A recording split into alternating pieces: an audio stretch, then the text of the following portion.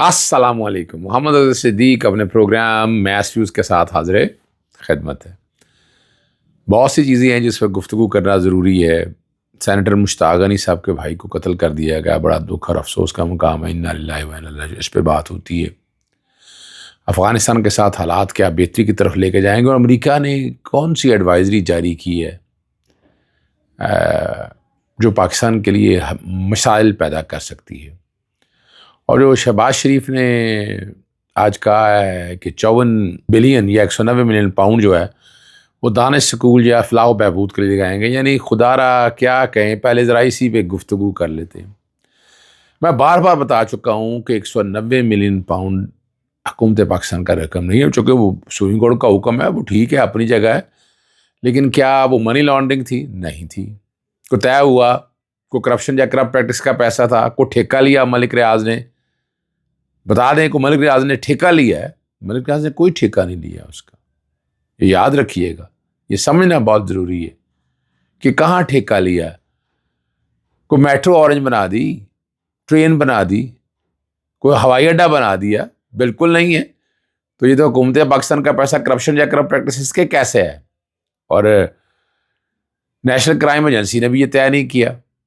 وہ بات money laundering کی ہوتی ہے، اس میں میں نے آپ کے سامنے پہلے بھی بارہا میں ذکر کرتا رہتا ہوں اس کا، کہ بیریا ٹاؤن ایک بنجر علاقے پہ جہاں 5 لاکھ روپے کی ایکڑ تھی، ایکڑ 5 لاکھ روپے کی تھی، اس جگہ کراچی سے ہٹ کر ایک دبئی آباد کیا گیا، اور یہاں سارا کریڈٹ ملک ریاض کا ہے.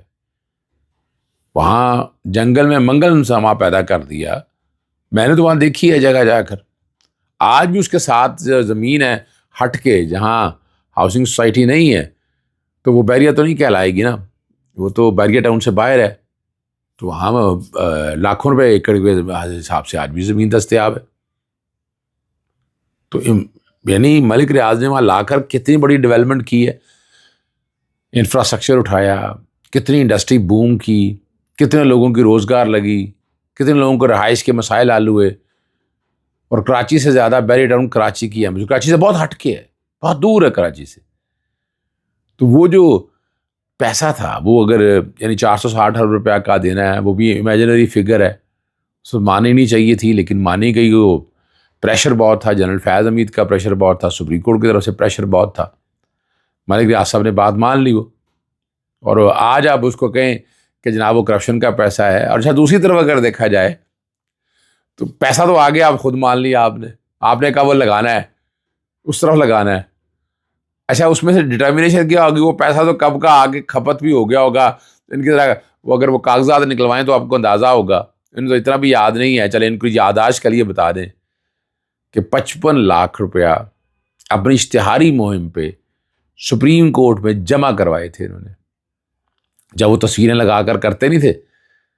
اب میں اس معاملے کو لے کے چل رہا ہوں عالیہ حمزہ کی طرف سے اور جوڈیشل ایکٹیویزم پینل کی طرف سے. وہاں یہ سارے معاملات میں لے کر چل رہا ہوں، سپریم کورٹ پالیسی کی بات کر رہا ہوں، باقی چیزوں کے حوالے سے بات کر رہا ہوں کہ کوئی نہ کوئی تو پیرامیٹر آپ کو سیٹ کرنے ہیں نا.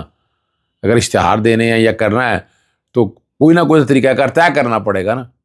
اور اسی طرح سندھ حکومت کو بھی کہا گیا تھا، جیسے ثاقب نثار صاحب کے دور میں بہت زبردست کام ہوا. کوئی اس کو سمجھے یا نہ سمجھے، لیکن حقائق تو یہی ہیں جو میں نے آپ کے سامنے رکھ دی ہیں. ٹھیک ہے نا جی. اب آئی ایم ایف نے پابند کر دی ہے، آئی ایم ایف کو آپ کو حساب و کتاب تقریباً سارا دینا ہے، غیر ضروری اخراجات ختم کرنے ہیں، بیوروکریٹس کے جو سرکاری ملازمین ہیں ان کے اثاثے آپ کو ڈکلیئر کرنے ہیں. یعنی یہ تو ذہن میں رکھے نا. اب یہ بات تو بڑی واضح ہے کہ وہ ڈکلیئر کرنے ہیں آپ کو. اور لیکن یہاں کیا ہے، یہاں حساب کتاب ہی پوچھا جا رہا ہے. یعنی اشتہار دیے جا رہے ہیں، کبھی حساب کتاب تو لینا. جو ٹک ٹاکر پہ آ کر مشہور ہوتے ہیں وہ اگر بتائیں نا ذرا آ کر. اور شہباز شریف صاحب بھی، اور یہ سارے وہ حساب تو دیں جو، اور آئی ایم ایف کو ان سے حساب لینا چاہیے، یعنی پوچھنا چاہیے نا کہ یہ پیسے کس بات کے خرچ کر رہے ہیں آپ. یہ اور تنخواہیں بڑھانا، گاڑیاں، پھر اور بہت سی چیزیں ایسی ہیں جس کا بنیادی ضرورت سے کوئی تعلق نہیں ہے. ایک بات جو ہے وہ اب تحقیق کی ضرورت ہے، لیکن بی بی سی نے report S I F C کے حوالے سے جو 2 سال پہلے سرمایہ کاری 27 ارب ڈالر کے حوالے سے جو بات ہو رہی تھی، جس میں سعودی عرب 5 ارب، متحدہ عرب امارات اور کویت کے 10 ارب اور آذربائیجان کے 2 ارب شامل تھے. اور اس کے مطابق سی پیک کی طرح ISF بھی پاکستان میں غیر ملکی سرکاری ڈالنے میں کامیاب ہوگی.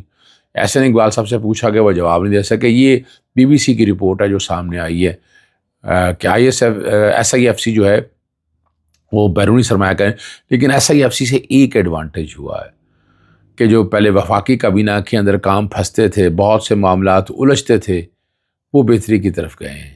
یعنی یہ ایک پازیٹیو ایسپیکٹ جو ہے نا اس کا صرف اتنا ہے. لیکن جو سرمایہ کاری لانے والی بات ہے وہ دیکھنی ہے کہ کیا بتا سکتے ہیں. لیکن اتنا یہ ہے کہ وہاں ایک پازیٹیو امپیکٹ جو ہے نا کہ وہ جو کام مہینوں لڑکتے تھے وہ مہینوں نہیں لڑکتے، وہ فیصلے جلدی کرنا پڑتے ہیں. یعنی اب یہی اگر طریقہ کار بیوروکریسی اپنی جگہ لے لے، لیکن بیوروکریسی کے بھی مسائل کچھ اور ہیں. لیکن آج بھی میں سمجھتا ہوں SIFC غیر قانونی ہے جی. اور پاکستان اور افغانستان مزید جنگ کے متعامل تو ہو نہیں سکتے ہیں، آپ کو پتہ ہے، اور جنگ مسئلے کا حل بھی نہیں ہے. اور بارڈرز پر جو ہے نا وہ دھیان رکھنا پڑنا ہے. دونوں طرف میں کیا ہے، کوئی دیر پا علاج کرنا پڑا ہے. تورخم بارڈر کہ دونوں عوام نقل مانی پر مجبور ہیں، یہ بات بھی یاد رکھیے گا. یہ حل مذاکرات کے ذریعے نکالا جا سکتا ہے، اور تو حل کوئی نہیں ہے. اور کشیدگی کم کرنے کے لیے گزرگاہیں کھولنی ہے.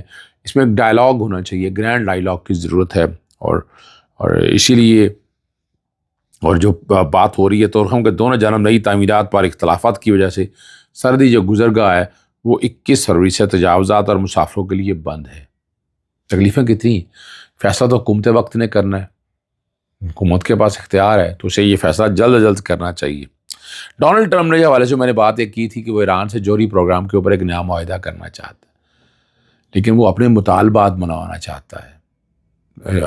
ایرانی صدر نے بڑی وضاحت کے ساتھ یہ بات کر دی ہے کہ ایکچولی ہے کیا، کہانی کیا ہے. انہوں نے یہ بھی بتا دیا اور پیشکش کو مسترد کر دیا ہے، اور یہ کہ مسلط کرنا چاہ رہا ہے ان چیزوں کو. اور یعنی ایک بات تو بڑی واضح ہو گئی کہ ان حالات کے اندر ڈونلڈ ٹرمپ نے پالیسی جو بائیڈن کی پالیسی ہے جس نے تباہی و بربادی کی تھی پوری دنیا کے اندر، اور اس کا اثرات پاکستان کے اوپر بھی آئے تھے، اس سے تو پیچھے ہٹ رہا ہے، اس سے پیچھے ہٹ رہا ہے. ایران نے، باقی سب لوگوں نے بڑی اچھا. میں ایک دور میں نا ورلڈ جسٹس پروجیکٹ جو ہے کہ میں بڑے خلاف تھا. میں لکھا کرتا تھا ان کو کہ پاکستان اتنے نمبر پہ کیوں ہے، اتنے نمبر پہ کیوں ہے. 129 نمبر پر، 146 نمبر میں پاکستان کی اس وقت پوزیشن یہ ہے. ورلڈ رول آف لاء کی حالت یہ ہے. یعنی جو باتیں کر رہے ہیں نا کہ رول آف لاء میں ہم بہت آگے چلیں گے، وہ رول آف لاء کی اوقات ورلڈ جسٹس پروجیکٹ کے انڈیکس نے بتا دی ہے. اچھا، جو سامنے آ چکی ہے، ڈنمارک پہلے نمبر پر ہے، برطانیہ 15 نمبر پر ہے، امریکہ 26ویں نمبر پر ہے، اور جس کا ذکر ہم ذکر کرتے رہتے ہیں اپنا انڈیا کا، وہ 79ویں نمبر پر ہے. یعنی پوری دنیا کے اندر دیکھیں انہوں نے پوزیشن بنائی ہے نا. اب جو مرضی آپ کہتے رہے، یعنی یہ کافی ہے آپ لوگوں کے لیے ڈوب مرنے کے لیے کہ آپ نے ملک کی حالت کیا کر دی ہے.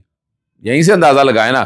اور پاکستان، اور وجہ کیا ہے، سوال تو پوچھنا چاہیے نا مولوی مشتاق سے، سوال تو پوچھنا چاہیے قاضی فائزی سے، جاجا فریدی سے، جیسے امین الدین خان سے. اس وقت جو ہماری کوٹوں کو لے کر وہ چل رہے ہیں نا، کوٹے تو سارے یہ چل رہے ہیں، ان سے سوال تو پوچھنا چاہیے نا یہ کیا ہو گیا. ریمنڈ ڈیوس کی جب رہائی ہوئی تھی آپ نے دیکھا کہ سارا نظام جکڑ گیا تھا. 50 روپے کے اسٹامپ پیپر پہ نواز شریف جو ہے اس ملک سے باہر چلا گیا تھا. حالانکہ پابندی کیا تھی 7 ارب روپے کی، تو صرف 50 روپے کی انڈر ٹیکنگ پہ نواز شریف کو کیسے فیسیلیٹیٹ کر کے بھیجا. آج کر کے دکھایا نا ایسے حالات، یعنی اسٹیبلشمنٹ ساتھ کھڑی تھی. آج حال عمران خان کے حوالے سے دیکھیں نا، عمران خان دقت مصیبت پریشانی دیکھ رہا ہے کہ نہیں، جیل کے اندر بند ہے کہ نہیں. یعنی آج ذکر کر کے دکھائیں، لیکن اس وقت ہم نے دیکھا کہ کیا کچھ ہوا ہے. مشتاق غنی صاحب کے جو بڑے بھائی ہیں شکیل خان قتل کر دیا گیا، گھر کے باہر ہے، سامنے گولیاں مار کے. اور DPO جو ثوابی ہے محمد اظہر کا کہنا ہے کہ شکیل خان اپنے ہمسائے کی فائرنگ سے جاں بھاگ ہوا، کہ ملزم کے نے پہلے والد کو قتل کیا، اور مقتول شکیل جو ہے وہ بیچ بچاؤ کے لیے گھر گئے اور فائرنگ کا نشانہ بنے. اور بتا رہے ہیں کہ ملزم جو نشے کا عادی ہے، دماغی توازن بھی درست نہیں ہے، اور گھر کے سامنے شہید کیا ہے. اس کی جوڈیشل انکوائری تو ہونی چاہیے. میں نے ٹویٹر پہ ڈیمانڈ کر دی، مطالبہ کر دیا. آخری بات جو ہے وہ بڑی زبردست ہے. چلیں اس سے 2 باتیں میں کر رہ گئی ہیں. ایک تو ہمارے رؤوف عطا صاحب ہیں، پاکستان اور بلوچستان میں موجودہ صورتحال کے حوالے سے جو ہے نا سپریم کورٹ بار کے صدر اور کچھ ہمارے کابینہ کے لوگ جو 26ویں آئینی ترمیم اور فوجی ٹرائلوں کی حمایت کرتے ہیں تو دوسری طرف انہیں خبردار کرتے ہیں. ٹھیک ہے نا جی. کاروباری شراکت دار اور باقی چیزیں ساری پیپلز پارٹی کے قبضے میں. پاکستان بار کونسل ہے، آپ کو پتہ ہے، اور سندھ کے حوالے سے بات بھی ہے. یعنی صرف پیپلز پارٹی میں نہیں، یہ ساری یعنی اس وقت پنجاب بار کونسل کے الیکشن ہونے والے ہیں، اس میں تو حالات نہیں ہیں کہ یہ لوگ جیت سکیں یا ان کا گروپ جیت سکے، پاکستان پیپلز پارٹی یا نون لیگ جیت سکے. یہ یاد رکھیے گا آنے والے دنوں میں بڑا وکلا برادری کا بڑا ایک رول ہے. کل بھی اہم تھے، آج بھی اہم اور آئندہ بھی اہم ہے. اور شریف اللہ سوپنے کا نام یہی کہہ سکتے انعام دے دیا پاکستان کے اوپر، اور شہریوں کو اپنی امریکی شہریوں کو پاکستان جانے سے گریز کرنے کی ہدایت کی ہے، اور احتجاج کے قریب گرفتاری ہو سکتی ہے. انہوں نے کہا ہے کہ آپ اگر آپ احتجاج وغیرہ یا عہدیداروں یا سوشل میڈیا کے پوسٹ لگائیں گے تو آپ کو گرفتار کیا جا سکتا ہے. ساتھ یہ بھی دے دیے. یعنی مذاق اڑ رہا ہے آپ کا. اور کیا کہوں میں. اجازت چاہتا ہوں. السلام علیکم. اللہ حافظ. پاکستان زندہ باد.